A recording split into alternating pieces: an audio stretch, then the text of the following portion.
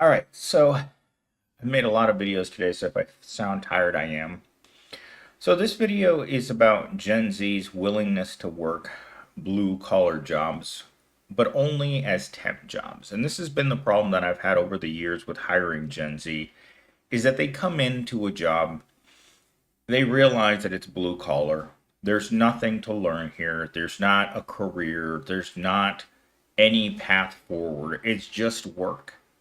And that's something that they're truly against. Once any of my workers realized that there was no ladder up and into better jobs, that was the second that they started to quit. So, at about 2 to 3 days of working, they came to the conclusion I didn't have to tell them anything. They realized by just looking around that this was a dead end job. And for Gen Z, they will work the dead end job for as little time as humanly possible. That's why corporations don't invest in them. That's why they don't mentor them. That's why there are no junior admins or junior network technicians. It's just corporations don't want people who come into work and think this way. And I've thought about this throughout my entire working life. In fact, I got fired from a job one time by this douche in the engineering college. And the reason for that was I came to work and he told me that my work ethic was crap. That I came to work the same way that a retail worker comes to work. And I told him, "What do you have to offer here? There is no advancement. This is just a job. There's no career. There's no place to move up. Everyone that works this job is making minimum wage. And the number one thing to make certain that you completely demotivate and demoralize all of your employees is hire them for minimum wage. Hire anyone for minimum wage, and you will see right away that you're getting that minimum wage mentality. No one at a bottom level job thinks that anything good is going to happen to them in that job. Gen Z figured that out right away. Is that, oh crap, they offered me a job I didn't want. The second they don't ask too many questions in a job interview, it's a sure tell sign that the job sucks. If you walk into it and you thought that they were planning on training you, right? Training you to do something more. That's not the reality of things. They want people who are going to be temporary. They want people who don't want anything from work. They want people who are just going to show up, keep their mouths shut, and not say anything while nothing happens at that job. And I've worked my whole life in these jobs. Even my current job's not going anywhere. There's no position, there's no senior level, there's no progression. And when you have jobs like this, desperate workers will take these jobs. But Gen Z isn't at the point where the rest of us are at. They're looking to make their mark in the world. They want a work life balance. They want a job that's going to pay them well and treat them like they're actual human beings. Uh, I have a little disclaimer here for you, Gen Z.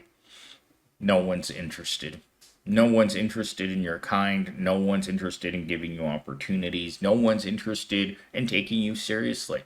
When they look at your liberal arts degree on your resume and they go and they look in the work experience and it says Subway, Chipotle, um, Taco Bell, Walmart, Kroger's, by the way, I pretty much worked at all those places I just mentioned. There's no, it's a no go. You're in a no go zone for the rest of your life. Because if you get to a point in your life where you didn't do the internship that you were supposed to do for free while you were going to college, and you get out there and you have nothing to show on your resume other than a college degree, they're going to say pass every single time. Unless you're scrubbing toilets or you're doing some other job fit for a person with a liberal arts degree. All right, let's get into our monologue. Trade jobs are like that guy you date in your early 20s. Hot, useful, kind of exciting, but you're not building a future together. Like, yeah, thanks for teaching me how to fix a sink and pay my rent, king. But I'm not dying in this warehouse for a company that gives me pizza parties instead of healthcare. Gen Z isn't scared of hard work. They're scared of wasting their lives doing it for people who don't care if we break down. So, yeah, I'll clock in, but don't get attached. This is temporary. This is how it felt about every single Gen Z worker I've ever had. This is temporary. Once you get a whiff of a bad job, if you kind of like comes up to your nose just like a rotten, disgusting fish that's been baking in the sun all day on the side of the lake, that's what work feels like or smells like to Gen Z these days. They take a position, entry level, no experience. They put on the uniform, they put on their name tag, they put on their stupid hat, and then they think to themselves, well, why am I here? I went to college. Well, it's because the economy sucks, number one. And the worst part is that you may be standing there as a 20 something year old, and the guy next to you might be 40 years old, have a mortgage and kids, and a wife that belittles him for wearing that uniform every day. I know I had hundreds of people walk up to me when I've worked in retail and told me that you're better than this. And I'm like, just because I'm better than retail work doesn't mean I don't have to do this job. And for many of us, those jobs are jobs that they cause you incredible emotional trauma. I keep my Walmart uniform hanging in my closet just in case someday. It's a constant reminder that things can get worse. And for many of us, they will get worse. Because if you've had to work a job like that once in your life, chances are you're going to have to work that job again at some point in your life. Every time I shop in the store at which I was pushing shopping carts, it sends that fear running down my spine. Like, this could be it. You could be out here burning in the summer and freezing in the winter, getting lightheaded from being in full sun for hours at a time, and there's nothing you can do about it. If no one will hire you, you have to take whatever job comes along. If you're unfortunate enough, that job might be on your hands and knees, but for the rest of us, we can stock shelves or work at a customer service desk. Pretend that we're somewhere else the whole time. And that's kind of the thing that made me dislike music. In fact, I was just riding in someone's car over to go to an appointment, and they put on this song that they liked. And I just thought to myself, this is, they make these songs that are stories, especially country music, and you just listen to the lyrics and you're like, that's not a song. That's some godforsaken prole's life that they're talking about. Getting cancer, coming home. I mean, the things that country songs talk about, they're stories told in song form. And often they're very, very depressing, like flipping your truck off the interstate. I mean, this isn't music, it's a reality. It's just put into a form in which the proles can ingest it and kind of like move back and forth. I've never understood the trance that music puts into the proles where it can make anything that they're doing better.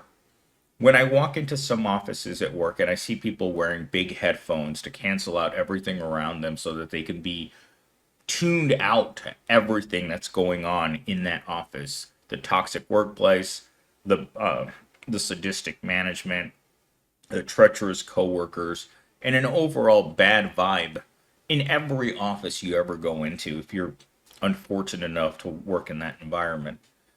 But with that said, let's get into our first talking point. It's not about being lazy, it's about freedom. Older generations bragged about loyalty to a job. Gen Z brags about leaving one without crying in the bathroom first. I don't know why it is so popular for Gen Z to cry in the bathroom. It is something that I have consistently heard over the years about people who have to work in an Amazon warehouse. They get home and they break down from how tired they are. At my current job, I would say that half of the people that I work with currently in a tech department admit to doing drinking or substances towards the end of the day. It is not uncommon for me to come home and grab a beer and take a shower. They're called shower beers. I didn't know that this was a thing, but I started hearing more and more about it from my coworkers that, it's 4 o'clock. I'm going to pop open a cold one and I'm going to start drinking on the clock. The amount of devil's lettuce that I've heard, at least four people that I know at work admit, yes, the devil's lettuce is part of my work routine. It gets even worse when you ask this question in retail. When I worked at Fry's, it was quite often normal to see a worker outside hitting the Mary Jane. And that's how they got through their days. They'd walk back inside the store, their eyes would be completely red, and they'd just look at you like, oh. You're like, uh-oh. This prole's broken. All right, talking point number 2. Sore backs, no flexibility, no remote work, and your body breaks down by 40. Gen Z looks that like Gen Z looks at that like, so basically I'm a human forklift with anxiety. Oh my God, it was David VR who was talking about this in the comments the other day about having to bust his hump. And this is a person with an education, but having it to bust his hump so hard at work for next to nothing. And when I read that comment, I thought about, this person, young person working in a place that he is a human forklift, or as Jeff Bezos likes to call his warehouse workers, his industrial athletes that make nothing. And that's the great thing about building a fortune on the backs of the proletariat, is that they break, they complain, they move on. The proletariat isn't invested in creating a better world for themselves. They're invested in making an additional dollar. In fact, today, while I was talking to one of these Gen Zs, she was filling out surveys. And I thought to myself, this is really what you're doing to make $10 a day is filling out surveys? And I thought to myself, how many millions of other people fill out surveys in order to make $10 in a day? I mean, even the person holding the cardboard sign at the corner makes more than $10 a day. But they've managed to create an entire industry around surveys. And I just looked at her and she told me to not judge her for what she was doing.